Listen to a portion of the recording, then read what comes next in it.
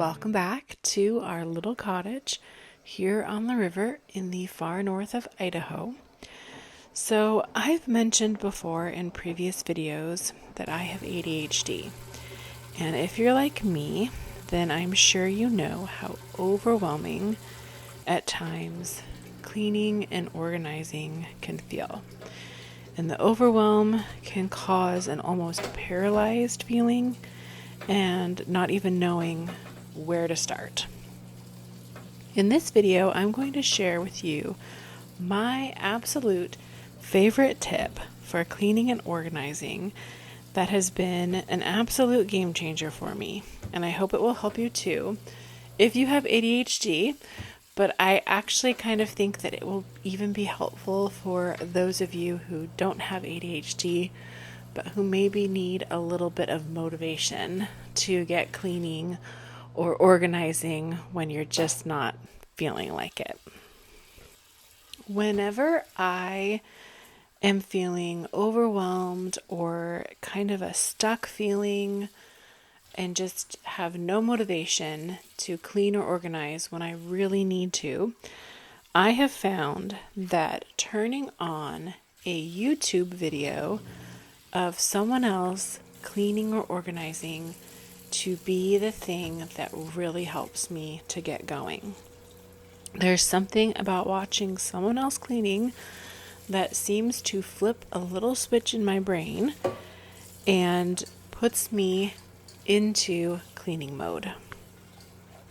I've recently heard that people are calling it body doubling, and I don't really know much about body doubling. I'm not an expert, but I have been hearing more and more about it, and it's something that people with ADHD find incredibly helpful, and that's just simply having somebody else right there with you doing the same task that you're doing that helps you get the task done, or even just watching someone else doing the task.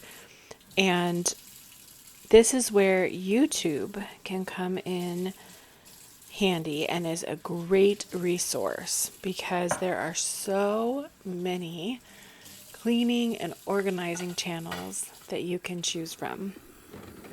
And sometimes I will pull up a video and I'll either put it on my TV in the living room or just have it on my phone and prop it up on the windowsill above my kitchen sink and just have a video of someone cleaning and organizing while I am working on whatever task that I need to get done. And sometimes all it takes is 5 minutes and that little flip will get switched in my brain. Sometimes it doesn't take very long. I mean, sometimes I might end up having to watch a video for 15, 20 minutes, but like I said, sometimes it is really quick. And so I am finding it to be really incredibly helpful. Those of us living with ADHD have to find unique ways that work for us when it comes to even just everyday tasks that need to get done. Since our brains aren't wired like somebody who is, they call it neurotypical, we have to find different ways, and it can be really daunting, it can be really discouraging, but it's something that I am slowly but surely finding ways that I can function in the way that my brain is wired and get the things done that just simply need to be done every day. And this is one of them. Just finding out that, you know what, watching cleaning and organizing YouTube videos is so incredibly helpful.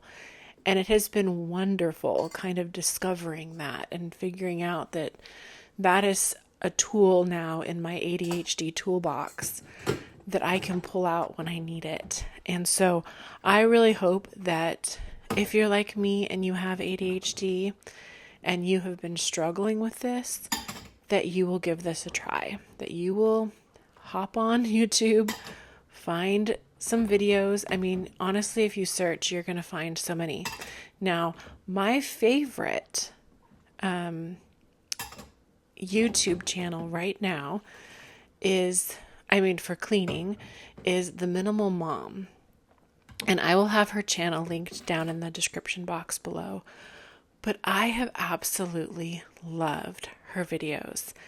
And she even has videos where basically you're supposed to grab a garbage bag and you just go through your house with her. Like, she goes through her house, the different rooms, the different areas, and you just kind of clean and purge along with her.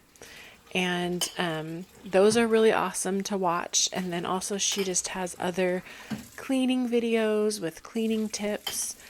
And like, I'm not a minimalist, but even then her videos are so helpful. So I suggest you go check her out maybe first. And then of course you'll start to notice other cleaning channels popping up in your feed. So anyway, but yeah, go check her out and give her a try. And I think you'll find that her channel is incredibly helpful. So whether you have ADHD or not, if you are finding it hard to get motivated on that cleaning task or organization task that is hanging over your head, I'm going to suggest that you give this little tip a try. It is my absolute favorite cleaning and organizing tip now, and give it a try. And I bet that you will find that you will get the motivation that you need to get that task started. So here I am making a batch of easy sourdough discard crackers.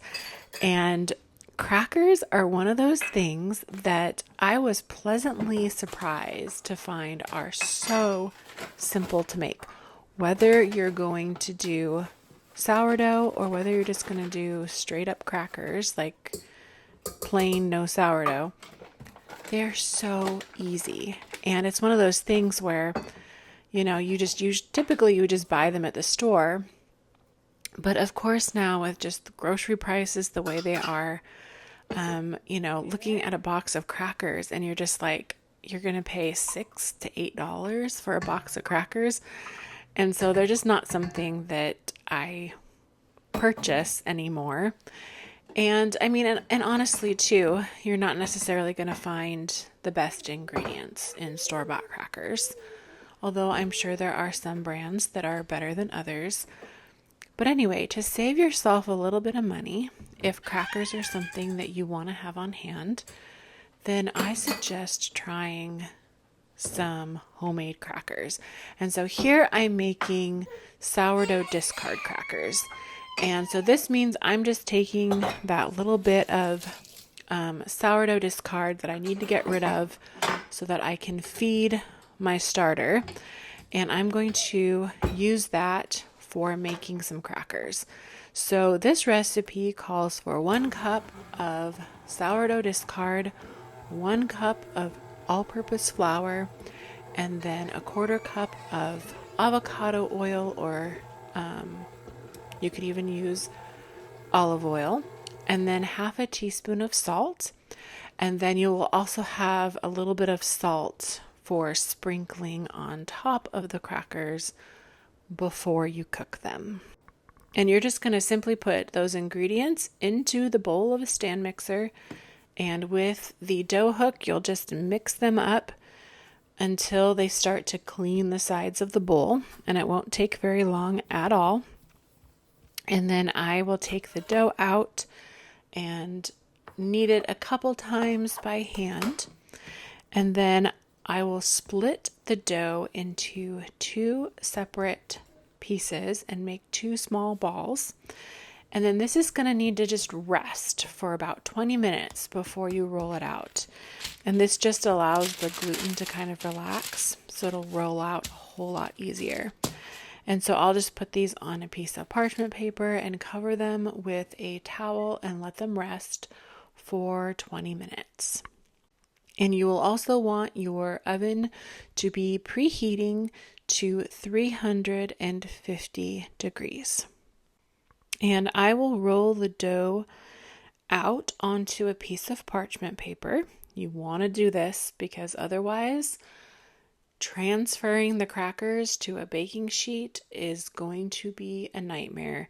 So on a piece of parchment paper, you will roll out the dough until it is incredibly thin.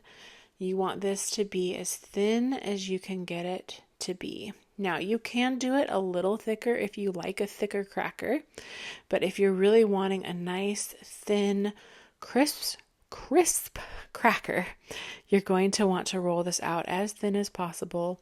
Of course, still making sure that it's going to fit onto your cookie sheet. And so, yeah, I just work it until it is nice and thin, almost transparent. And then to cut it into the pieces, I just use a knife. Of course, you can use a pizza cutter. A pizza cutter would be really handy. I just don't have one. But you can just use a knife and cut it into whatever size pieces that you would like. And I don't worry so much about the shape. There's going to be some strange edges.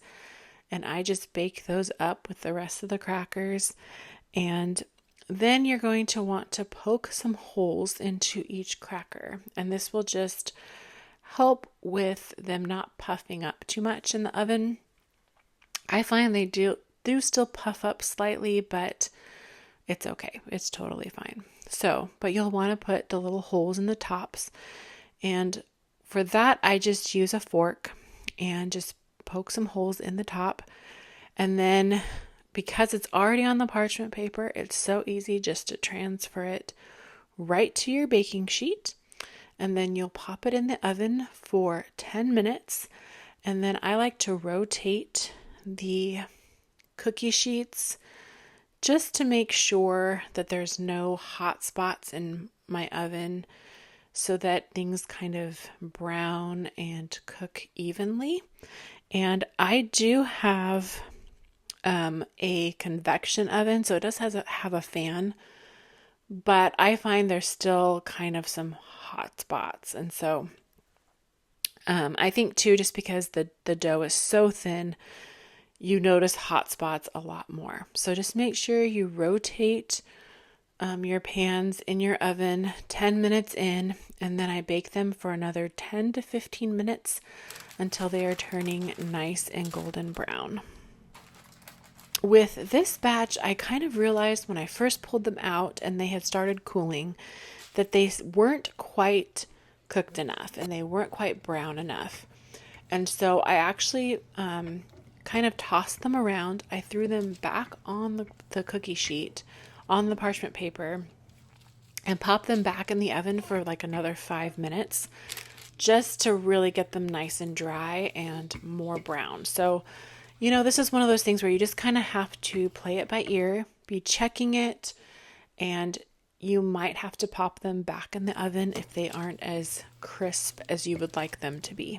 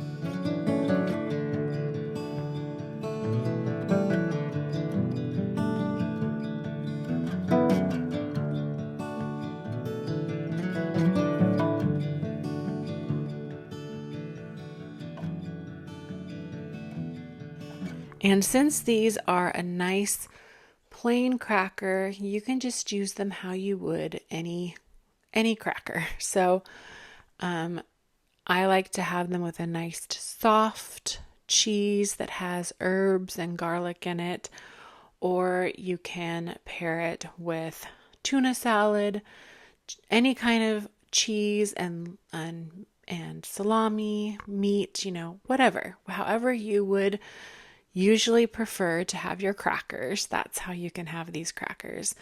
You can also add shredded cheddar cheese to the dough. And I would say add maybe a cup of shredded cheddar cheese to the dough when you're mixing it all together. And these will come out like Cheez-Its. And my son absolutely loves it when I do that. He says they taste better than Cheez-Its. So you can add some cheddar, you can add herbs. I mean, really, you can just kind of play around with it and add different things to the dough and just come up with some really fun crackers. And like I said, this is so easy to do. And if you're going to do the sourdough discard, it just is such a great way to use up your sourdough discard instead of throwing it away. And I will have the recipe for these easy sourdough discard crackers over on my blog, homespunannie.com, and I will also have it linked in the description box below. So I really hope that you enjoyed this video. If you did, please give it a like, subscribe to my channel if you haven't already, share with someone else you think would enjoy it, and I will talk to you guys in the next video.